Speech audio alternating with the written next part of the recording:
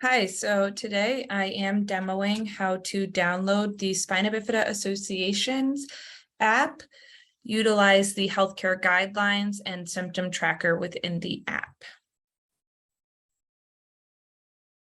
All right. So first, search for the app in your app store.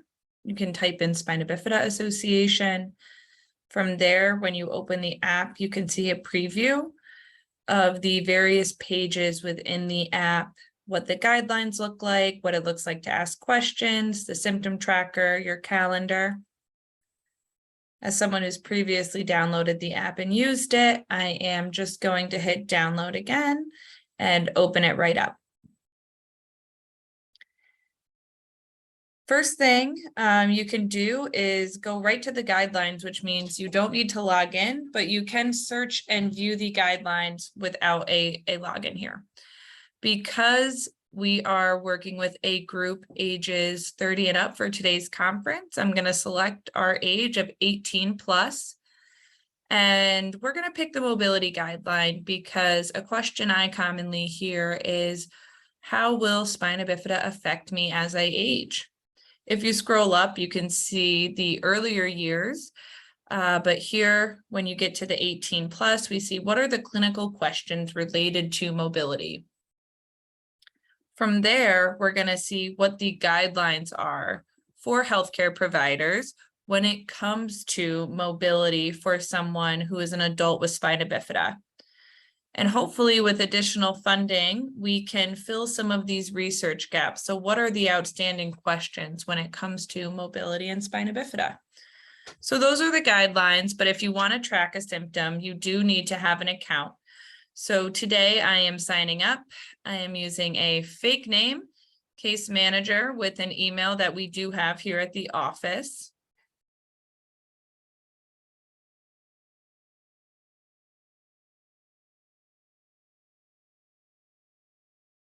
It is also a fake password, even though screen recording is very impressive and hides it, so no one is able to see what our made up password is. But signing up, clearly super easy, name, email, password. Because I had read the terms and conditions, I was able to easily accept them and sign up. Now I'm going to log in with my email and password from before.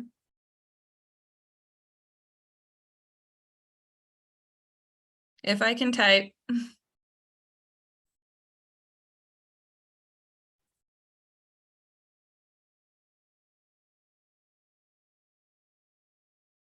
All right, and now we're logging in. So this is the symptom tracker today. Well, this day was September 26th, asking me, where's my pain or discomfort? So I chose the front of my head and I chose a 5 for severity. My pain is dull. There is some weakness I'm experiencing, but there's also some symptoms that aren't listed here that I'm having as well. So I'm starting to feel a bit of a burning pain in my head, which maybe is a fever, but I'm definitely feeling some heat up there, as well as weakness and a dull ache. This headache has led me to be pretty inactive, so I'm going to mark it that way. And I'm not exercising because when I do, I tend to get dizzy. I'm taking over-the-counter medication right now to try and treat my symptoms. So I'm taking a simple Tylenol at the recommended dosage of 2 capsules to try and get rid of this headache and possible fever. You can also have your medicine cabinet where you can pull up any previous medications you were using. So the next questions are about continence care. Because my symptom examples are not related to continence care, and because the symptom tracker asks every time you log a symptom about bowel management, bladder routines, and skin checks, I am not going to utilize putting in any examples for those. But once you download and use the app yourself, you can. I'm not really sleeping well because of my headache. Feels like a few hours a night, maybe more. And this is the first day I'm tracking my symptoms. So I'm going to add in some notes about what I've been experiencing that might not be clear from the diagrams in the app.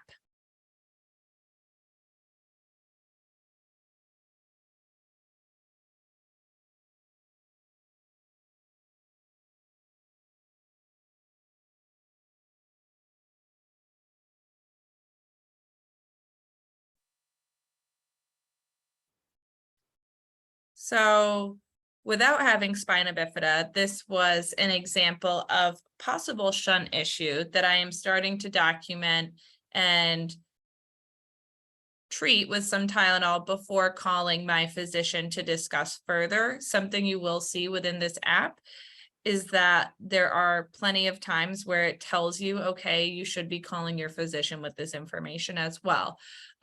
So just because you're tracking it doesn't mean that it's going to go away. This is information to gather to bring to your provider.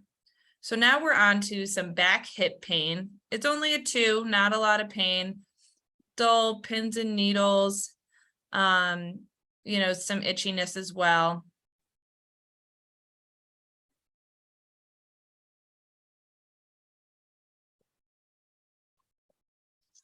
So that's where my pain and discomfort is. That's what it feels like. It's not really bothering me that much though. I'm able to still work out. I'm able to be active. I see a red spot where I think, there might be a pressure sore forming. So I've been putting a little cream on it to try and keep it clean and not allow it to open up.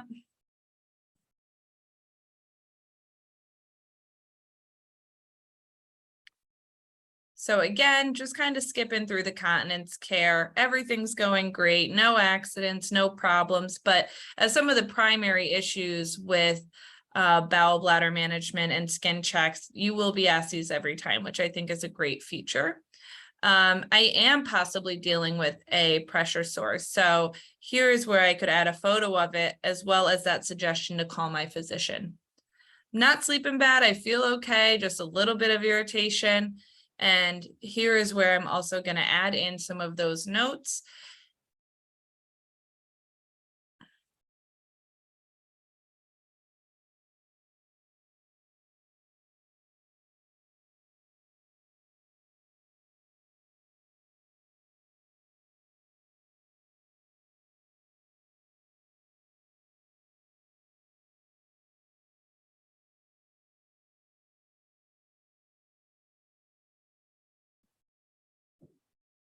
This is for myself. It sort of is my journal of how I'm getting my thought process out and documented for how I am going to not only treat myself, but present this information to the doctor.